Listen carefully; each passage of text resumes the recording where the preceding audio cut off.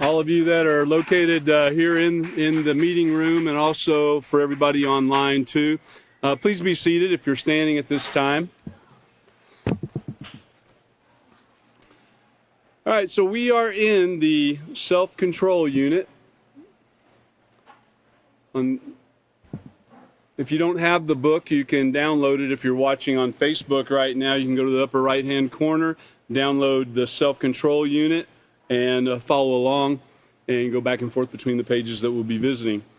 So, welcome again to another class of the Peaceful Solution Character Education Program Teacher Certification course. And we'd like to thank everybody that's here that's been coming all this time, and also for those of you that might be here for the very first time. You know, just sit back and relax, and if you're here for the first time, don't worry if you hear something that sounds a little bit strange that you're not used to hearing. Hang in there and you'll understand it all. So what we'd like to do at this time, we just started another chapter, and that is chapter 7, Self-Control and the Environment. Self-control and the environment. And we're going to talk a little bit about, well, it's just like Catan in the last class. He mentioned some things about the earth, and I'm paraphrasing a little bit here, but how the earth is a living organism in itself. Everything on the earth, everything in the earth itself is a living organism. Everything is alive. And so we need to take care of this earth. And in turn, the earth will also take care of us. I mean, for thousands of years, the earth has had water to drink. You know, it's getting worse by the day now, but for thousands of years, there's been plenty of water for all humanity to drink. All they had to do was access it. So, if you would, let's start out by looking at the note to the teacher on Lesson Plan 7, page A. It's the very first page there. Chapter 7, Self-Control and the Environment, Note to the Teacher. Now, Catan went over this. I just want to highlight something here. And as a teacher of the Peaceful Solution, as a student of the Peaceful Solution, our belief should be this that's stated right in front of us. The Peaceful Solution Character Education Incorporated believes that unless we learn to practice self-control, and that's why we're talking about this now, is because self-control is necessary to take care of the earth and take care of this environment. But to learn to practice self-control, unless we learn to practice self-control concerning the use of all our resources, we run the risk of losing precious necessities for life. In other words, the survival of mankind depends on self-control. Let's say that again. The survival of mankind depends on self-control. Now, that's a strong statement right there, but it does. It depends on self-control. It depends on whether, out of the love of money or whatever the case might be, that you're willing to destroy the earth just for your little bit of time on the earth, you know, to live in luxury or what have you, or just not caring in any way, shape, or form and destroying the earth. But in the next paragraph, it says we need to be aware that all of our actions impact the environment. Now, this goes back to even the learning that we've done about the ripple effect. You know, everything we do has a ripple effect that, you know, affects everybody else at some point in time or another. So we need to be aware that all of our actions impact the environment. On the last paragraph, on Note to the Teacher, at the very top of the last paragraph, in this lesson, students will gain a greater insight into why society needs to stop and consider how the Earth's resources are being used. Now, this is the thing that we as teachers, we want to be able to impart this information, this knowledge to our student, to explain it to where it's understandable and feasible to them that this is how it is, you know. So let's go ahead and turn over to the next page, Lesson Plan 7, page C, and this is again this is Self-Control and the Environment, Chapter 7, okay? For those of you that might have just joined us. We're going to begin with procedure number 1. Now, notice that the peaceful solution has a lesson plan already laid out for our benefit as teachers. If you're a student and you want to get a teacher's manual, and you can go through it and kind of follow the way it's laid out in the lesson plan. It's a guide for you to take it step by step and not jump ahead. Everything needs to be done in a certain order for it to work right and for your brain to comprehend it. You know, it builds layer upon layer. So, reviewing the previous lesson in procedure number 1, the lesson was self-control and society, and so we want to ask a few questions to the students to see, if they comprehend it. Now, in a small classroom setting, this is really great because you can, you got 5 people in there. You can ask all 5 people or 7 people or whatever. You can ask all of them and get the response, and you can gauge how this is taking place, how they're learning. Now, for those of you that are here in the teacher certification course, most of you have already been through the peaceful solution at one point in time as a student, and now you've decided to be a teacher, most. But there's some of you that right from the start say, man, I want to teach this, and you've jumped right in there, and that's great. So what we want to do is we want to ask this question, or something very close to it, but name some ways that society has been affected by a lack of self-control. Now, if you've at all been learning about the Peaceful Solution Character Education Program, your mind ought to just be flying in every direction right now, thinking of all the many ways that society has been affected by the lack of self-control. Now, your students, though, they might not have given it much thought, and they might not think that some of the things that take place, violent movies and video games and so forth, they might think there's no problem with those things, and might not even think it's had any effect on society. And war and so forth, the just wars that are being fought, that they call them, just wars. They might think that this really hasn't affected much of anything. But you probably get answers such as, personally, people's finances and stuff, the lack of self-control. It can lead them into bankruptcy, which then puts a load on everybody else from their debts being paid or not paid. Prices go up, retailers charge more, and so forth. Then you've got abortion. Abortion, this is from the lack of self-control. So now you just murder babies, and this is what takes place. Teen pregnancy, adult or teen, but teen pregnancy, that's another thing that comes by way of lack of self-control. And yes, it does affect all society, because now you have social programs and so forth that cost a lot of money that are being put forth to take care of people. And it also affects the child that's born, or it affects the mother and the father, not really being equipped to deal with that at a young age, but it affects a lot of people. Then you've got diseases. Now, why would a disease? Why would you say it affects society? If I've got some disease, that's just me. No, it continues on. If you've got the disease, then a lot of other people have the disease too, and it's because of certain things that have taken place in your life, and a lot of it could be from the environment. Definitely from the environment that you were raised in. Prisons, there wouldn't be any prisons. If everybody practiced self-control, there would be no prisons, bar none, zero, nothing. They wouldn't exist.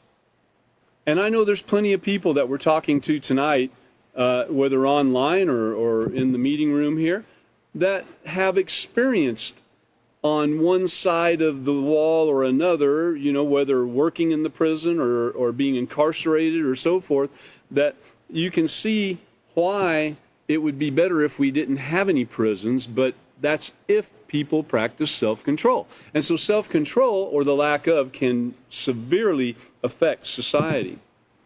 broken families, murders. These are just a few of the things. Thefts, road rage. You can look at all the school shootings that are taking place. So you're going to have lots and lots of answers, and you should be thinking of some of those things right now yourself. And as time permits, you could even discuss some of those things. Let's look at procedure 1B. So another question you would ask is, how can practicing self-control help society? Okay, well, like we just mentioned, we wouldn't have the prisons and spending all the money on those, right? So there'd be more money to spend on some other social programs, or on raising clean food and protecting the water supply and so forth. But some of the things that people might mention are, by remembering to respect the possession of others, to speak in a respectful manner at all times to others, communicating properly, practicing self-control, to avoid conflicts, considering the best way to react to things, or the best way to react and respond to situations. If you remember also, turn to page 107 real quick, that gives us a little hint to go back to our acronym, REACT. And if you look at page 107, it says to use this is respond, I'm sorry, page 129. Page 129 on REACT, let's take a closer look. REACT is R stands for recognize whether the influence is positive or negative. And that's the first thing you have to look at, the influences around you. In trying to deal with the situation and considering the best way in these conflicts and situations, you would want to understand whether the influences that are around you are positive or negative, or if there's a combination of both, and know how to deal with these things.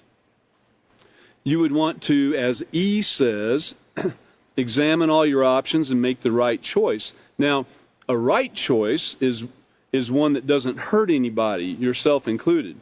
But once you've determined if an influence is negative or not, consider your choices. Here are some simple options, and it lists a few things that you could do. And then A, in this word REACT, this acronym, A, with positive moral character. Act with positive moral character.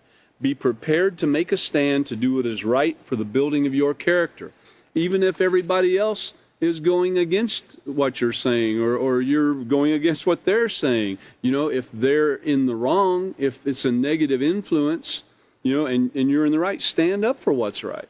Stand up with positive moral character.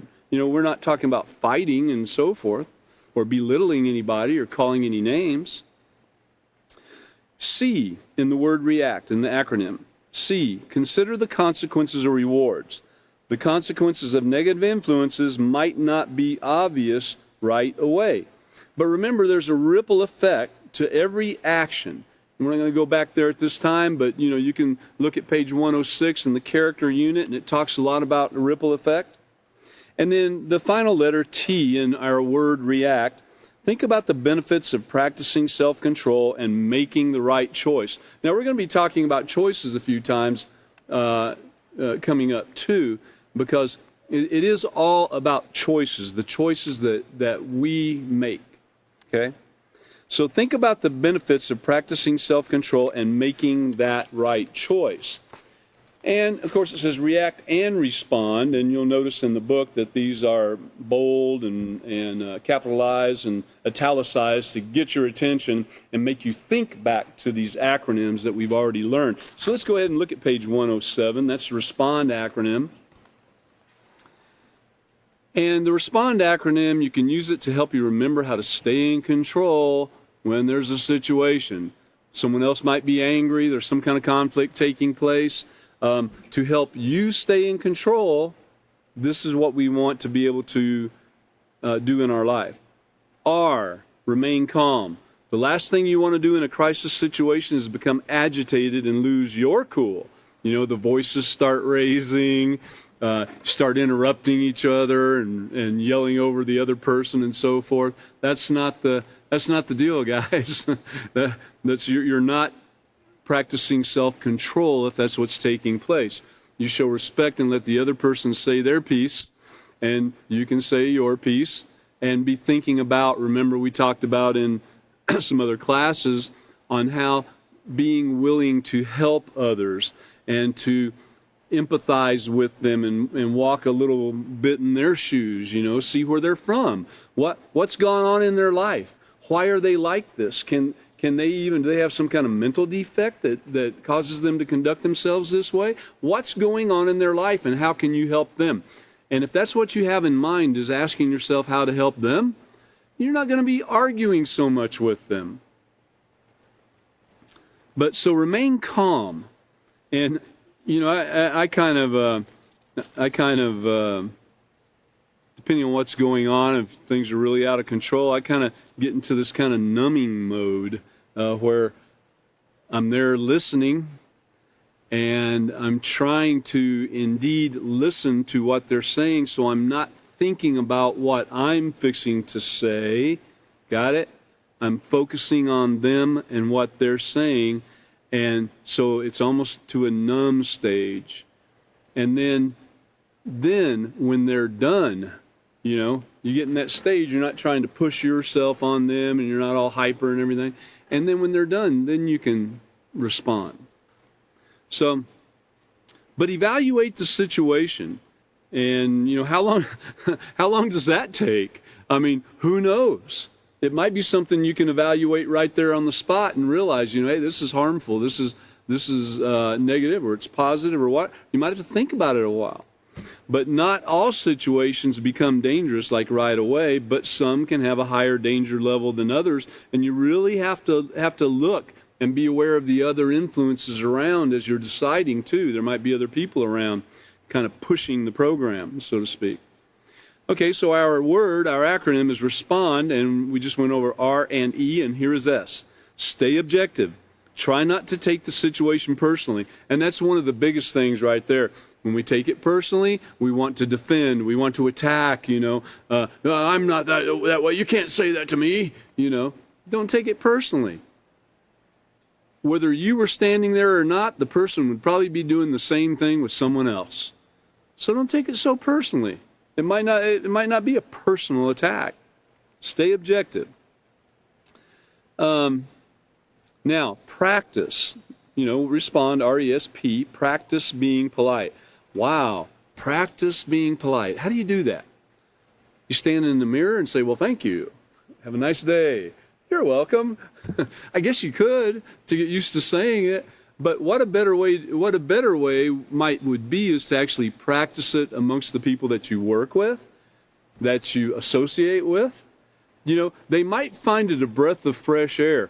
And you might think, well, no, we're like brothers, man. We do this all the time.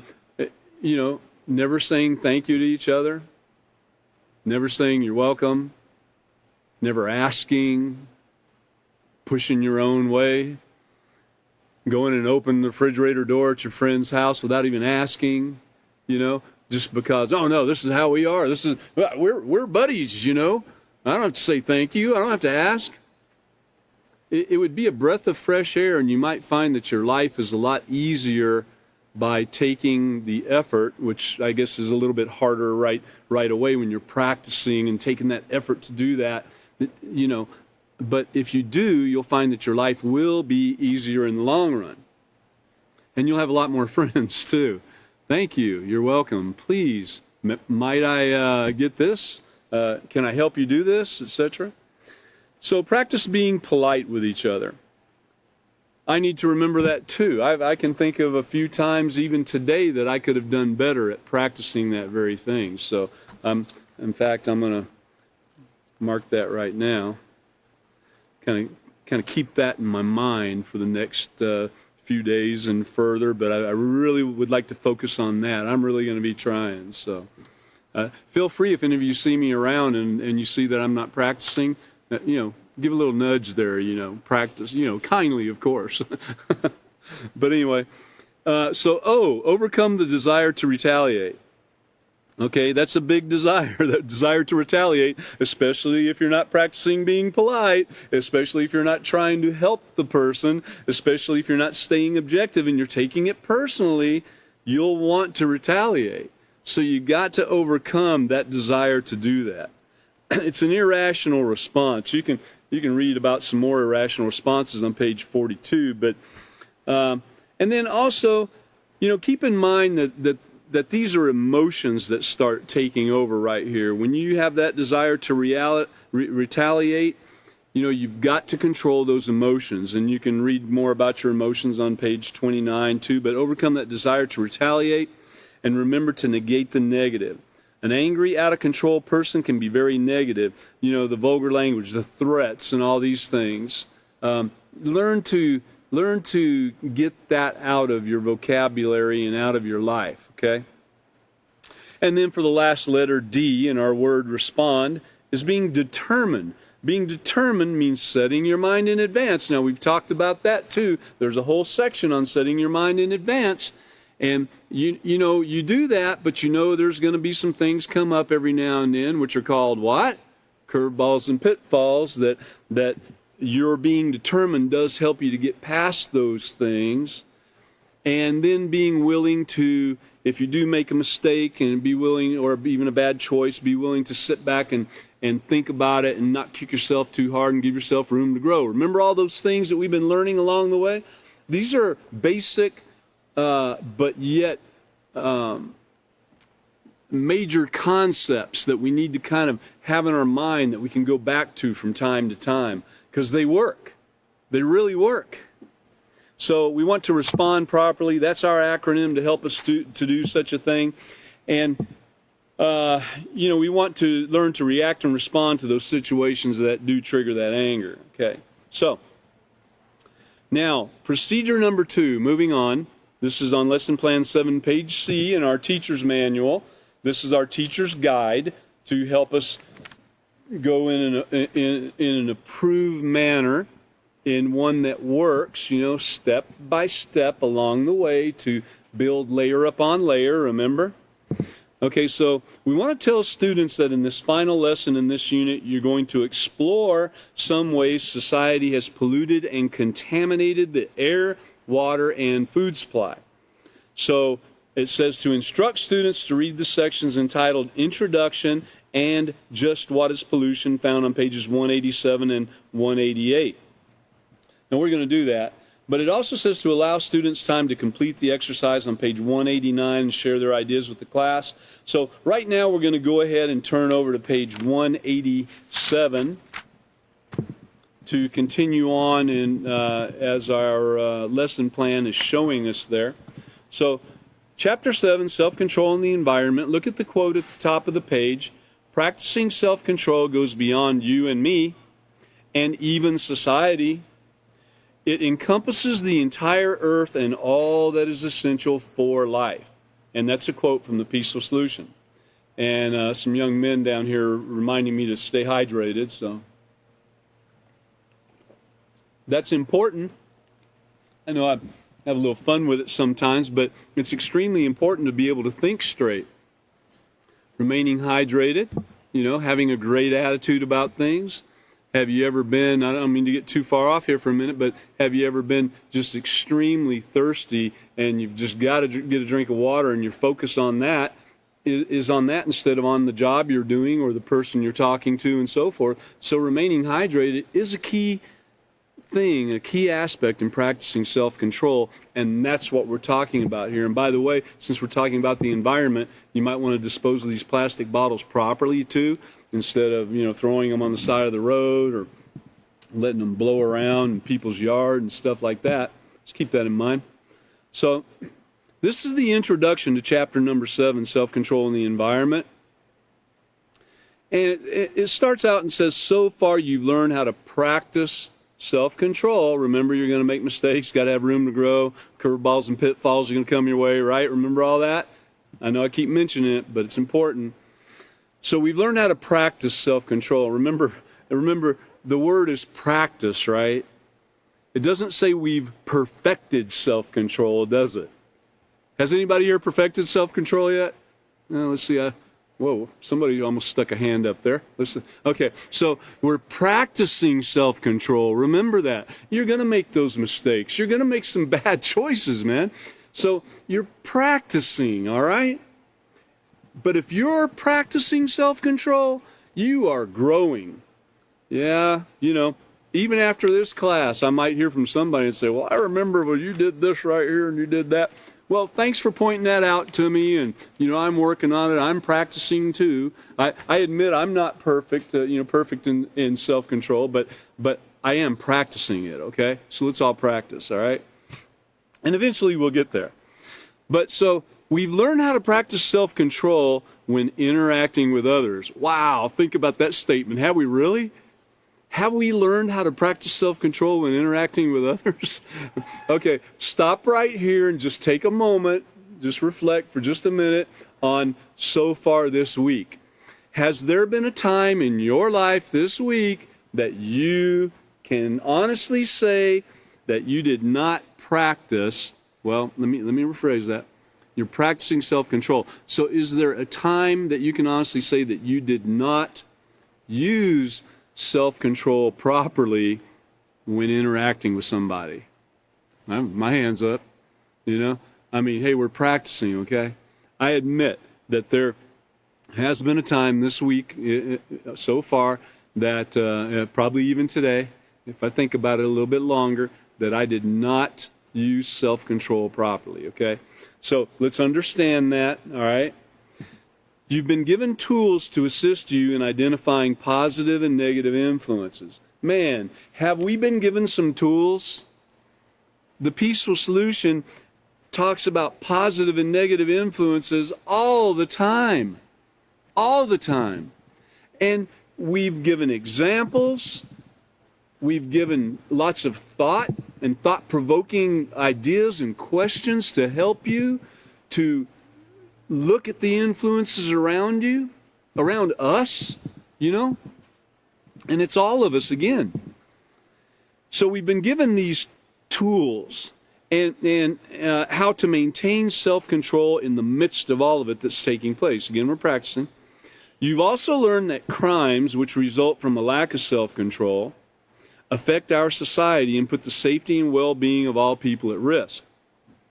That's a big statement, the safety and well-being of all people at risk, but remember there's a ripple effect to these things.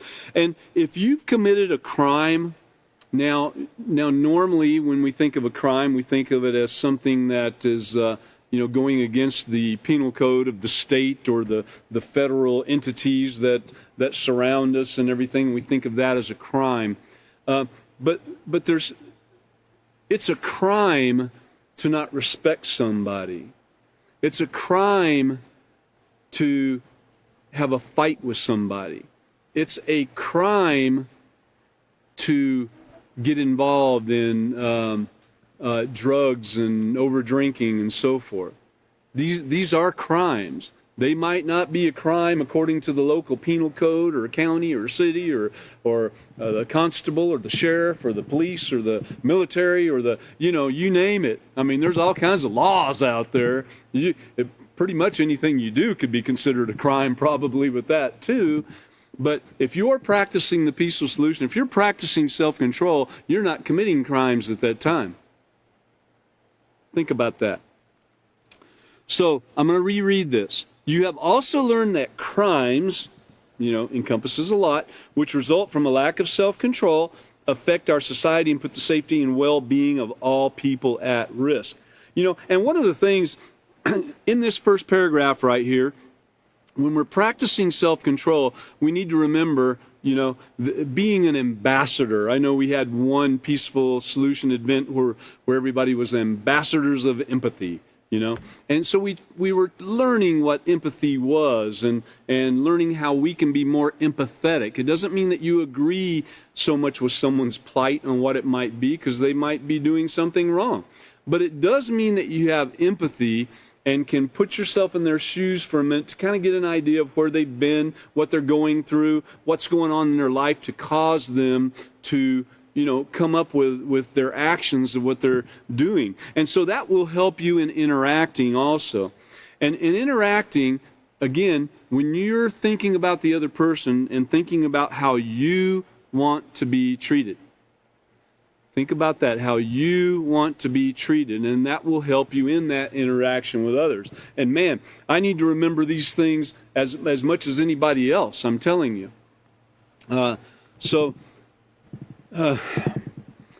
In this final chapter, next paragraph, in this final chapter, we will expand the concept, proven concept, that is, of self-control to include the environment.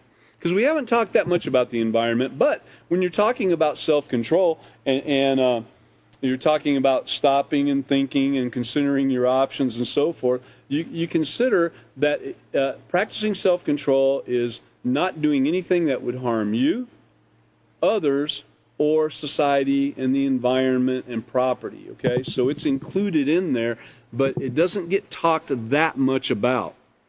Now, you can turn on the news and you can hear all kinds of things about the environment, from climate control to green factories to, I mean, you name it. It's all, what is it, carbon credits and so forth, you know. I mean, you can hear about all these things, and some of it is a bunch of hooey, and some of it's not. But you can bet that any time it's out there for the general public and being advertised, and you got companies that are dealing with it and everything, it's a money-making venture for a lot of people. With the peaceful solution, there's no money to be made here on what we're talking about. When we're talking about protecting the environment, we're not trying to sell you a box of items to go out and start spraying around and wiping everything down and so forth. Yeah, we'd like to see you do some of that stuff, but we're not packaging it up for you to give you this fluffy box of stuff for, you know, $300 or something like that and get you to go do these things before you take a step or anything like that. But we would like you to know what is in front of you before you take that step, before you touch that item, before you do anything that would hurt yourself or somebody else. Yes, we do want to make sure of that, okay? So we're including self-control, we're including the environment in this practicing self-control, and we're going to explore ways in which our choices, and this is a big deal, this is a big deal when it comes to self-control. You know, you have to choose. Remember, you stop, think, consider your options, then you choose. You proceed with the right choice. You choose which way to go, okay? Sometimes you're going to choose the wrong way. We want to help you with that and what to do when you do it and how you can overcome that and get back on track to the practice, to the completing that, using self-control diligently and concisely. So anyway, these choices are okay, and it takes everything that we've learned so far in the peaceful solution. You've got to put it all to work, and that's why I mention all these things. You know, going back in some of these basic concepts, because it's everything we've learned so far that we put into us, which help us make the right choice. And if we haven't been learning these things, if we haven't been practicing self-control, if we haven't been using this in our life, then we're probably going to make the wrong choice and then be kicking ourselves later, okay? So we're going to explore these ways in which our choices pollute and contaminate our air, water, and food supply. And the word environment encompasses all living things. Now, as Catan mentioned in the last class a couple days ago, again, I'm paraphrasing, but he mentioned that the globe is a living, breathing thing. You know, it's everything in the earth, on the earth itself, everything around the earth. It's living and breathing and has a life of its own. You know, for those of you that are new watching the first time, you might say, well, that's kind of a bold statement right there. It sounds a little silly to me. Well, you know, smarter people than me have found out and done studies on it and brought it forth in many scientific magazines that show that even in the air, if I could take this bottle right here, scoop it up, put the cap on it, and go test what I just got in there, I'm going to have thousands of microorganisms and bacteria and everything else, not necessarily from my breath that I just put in it, but just generally all around, you know, but that too probably. So keep in mind that everything around us is living and breathing. Even in this room, the air you're breathing right now is the same air as everybody else is breathing. You on the internet right now, same thing wherever you're located. Even in the city that you're in, whatever everybody else is doing, you're a part of too, because it's all in the air, it's in the water, it's in the food supply. and we have to keep these things in mind. So what better thing to do than to practice self-control in dealing with these things, you know? I mean, think about it. So the word environment encompasses all living things as well as the atmosphere, soil, and all bodies of water. And the earth is the only home we have, and we rely on it to provide us with everything we need to sustain our lives. Really? Well, now, wait a minute. Let's see. Trying to think of when the last time was I sent off, to Amazon and got a shipment from, Neptune. Can't think of it. Or Saturn or something. No, I don't think I've ordered anything from there lately, and I don't think my water came from there. It probably has an effect on our water.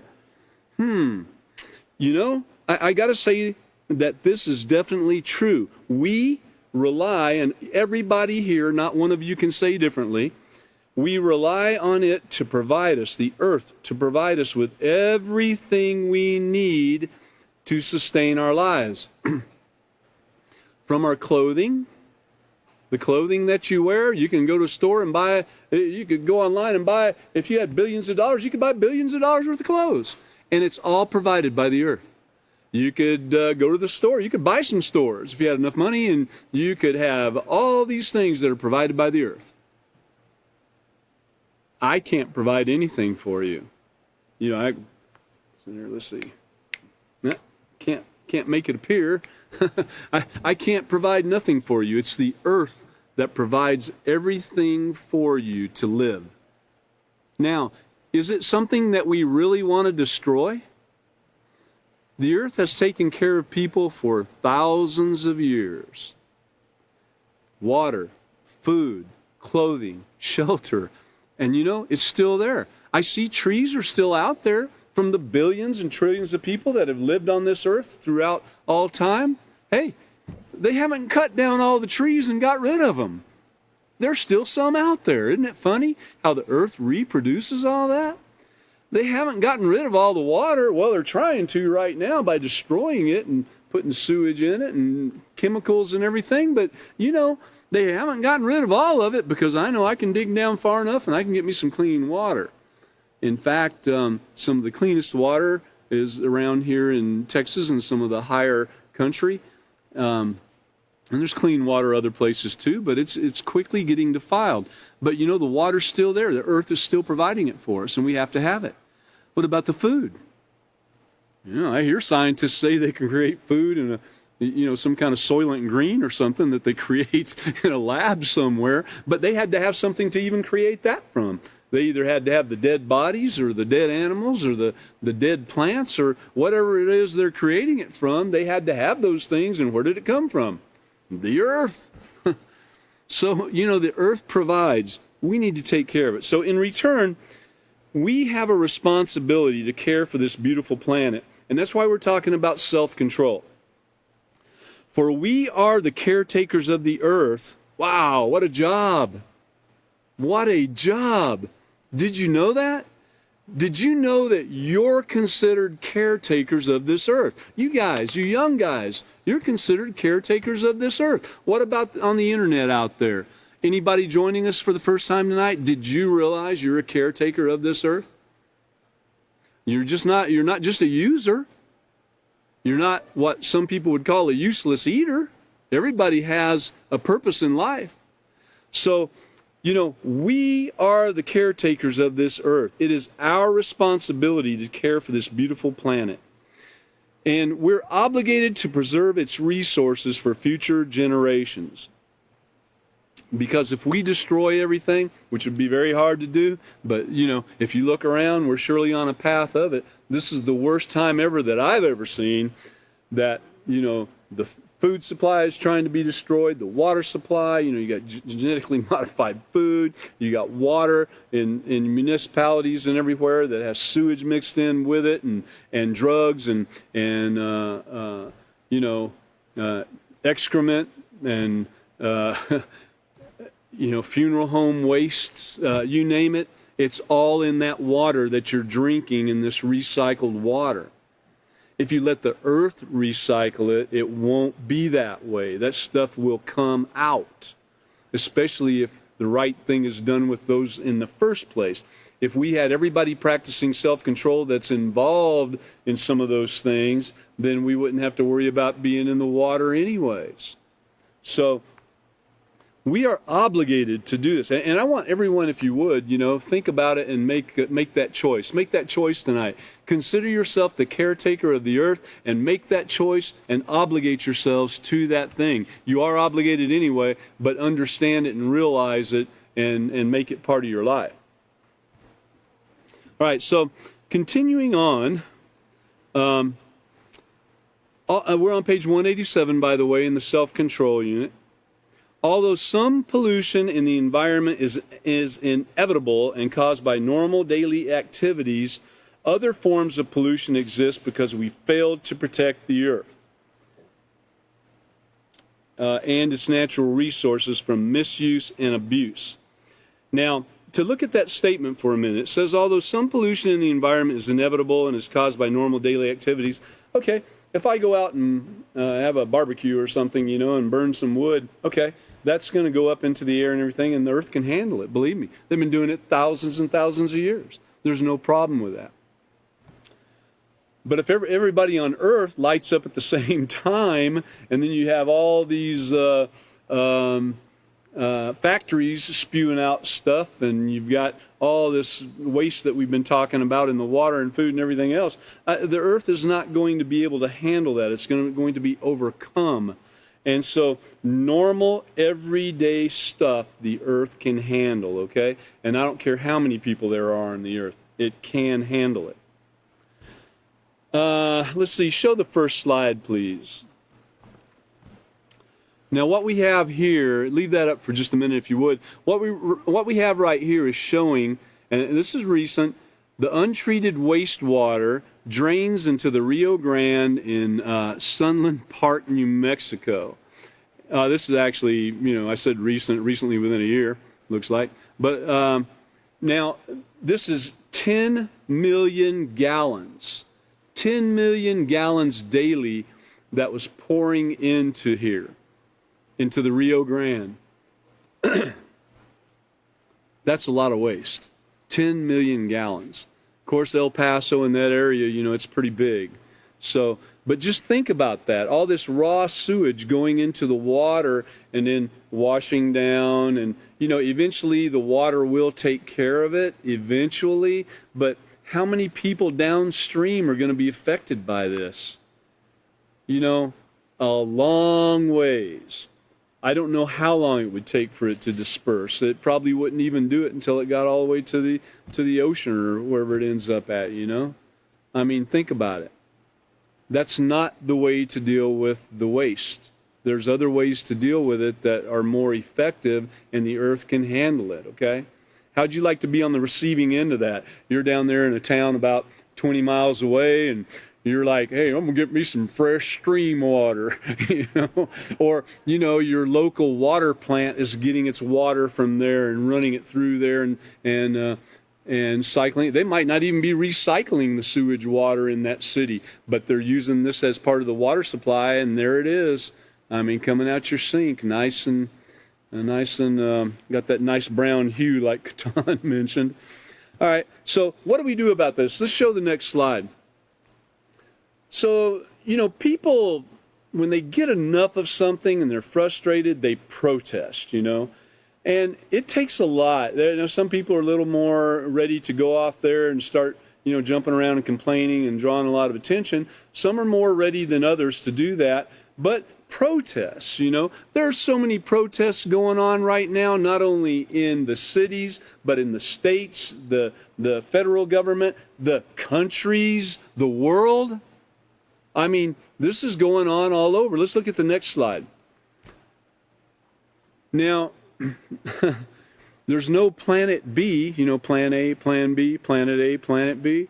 Right now, there's no planet B. Now, some people think there might be. We got some guys that are creating rockets and everything and planning in the next 10 years to be taking some vacations to Mars or, wherever else, the moon, and having little outposts there and everything where they don't have to worry about this Earth. They're going to go mess up some other planet, Because if we don't learn how to care for this Earth, what are we going to do to another planet, another space in the heavens? We're going to destroy it too, right? So why don't we learn how to clean this Earth up now through the peaceful solution, through practicing self-control and following guidance of those that are smarter than us, that can guide us. And when I say that, I'm talking about the author of the peaceful solution and those that are set as our guides in the peaceful solution and helping us understand and learn this. And then those that have the knowledge of how to deal with a lot of the waste items and what we're looking at out there in the earth today. If we listen to them, we can do something about it. We don't have to go out and protest. Now, some of these are peaceful protests. I guess you'd call it peaceful. We're not seeing any fist flying and name calling and so forth. There are some like that, but most of them tend to kind of get out of hand. Go to the next slide, please. These protests can turn into riots, which they often do. Think about that. Have you seen one in the news lately? Have you seen that depending upon what side of the aisle you're on, or which part of the big three you're associated with, whether you're Republican or Democrat or independent or whatever, you might have this protest going on that turns into a riot and it's deemed okay. Yeah, let's burn down the buildings, let's destroy the businesses, let's burn cars and turn them over and defund the police and whatever else, you name it. They got something to protest and riot about. And then on the other side, they could protest and riot about, you burned my business and you burned my car and you did this and did that. And so there's protests everywhere if things are not being handled with self-control. But they do turn into riots. And go to the next slide. You often see that it is a culmination into where the police put up barricades, or they call in the military and they got microwave lasers and rubber bullets and paint bullets and water cannons and whatever else, or guns, and I don't mean just stun guns, I mean using real guns too. There's been plenty of protests and riots where people were killed. I even remember back in the 60s, what started out as, I believe, what they would call a peaceful protest against the Vietnam War, turned into a little bit more than that. And there were 4 students killed just before you even knew what was going on. It wasn't like there was even a riot or anything. It's like they were killed out there on the grass, people that weren't even involved, some of them in what was taking place. They just were there. And so innocent people get killed. Yes, innocent people. And I would say that really all people, until they're taught the right way, they're innocent. They're innocent because they have not been taught the right way and been able to then make a choice on which way to go. One of the things we in the Peaceful Solution have to realize is we are being taught this right way. We are being taught about self-control. We are being taught about values and respect and acceptance and responsibility. We're being taught all these things. We don't have the option to just go around willy-nilly with our head in the sand. You can drop the slide. We don't have the option to do those things at this time. We are held to a higher standard. Remember when, I mentioned that I was in a store one time and I was getting a little frustrated at what was taking place. And behind me was one of my students of the Peaceful Solution. And they said, Mr. Knighton, they reminded me quickly. And I wasn't, throwing things or calling people names or anything like that, but he could tell I was getting a little frustrated. He probably had never heard me raise my voice to another level, But he reminded me very quickly, and I appreciate it. And I thanked him for pointing that out to me. So we need to remember that we're held to a higher standard, that people's eyes are upon us as teachers and even students of the Peaceful Solution, and we need to accept that. We're obligated. Remember the obligation earlier? Obligated to be caretakers of this earth, okay? So One more slide on that pollution. The next one, please. This is, I think it's called the red-necked greely. I think is what it's called. But I thought that name was a little strange. But, he's covered in oil. This is kind of a rare bird, and he's covered in oil from I think it was the Valdez at the time. But you can read more about it. Look up the red-necked greely if you want. But anyway, you can drop the slide now.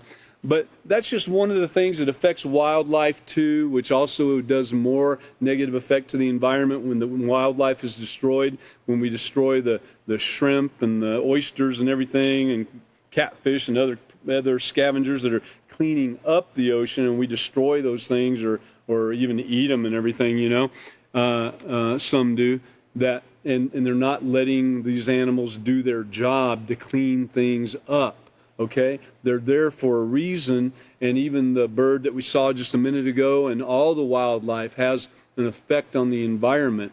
They all are part of that chain, Okay, so let's see, back to page 187 for a minute. Now, what choices have individuals and society made? Were they positive or were they negative? Shoot, let's see. Running a little slow on the time here, but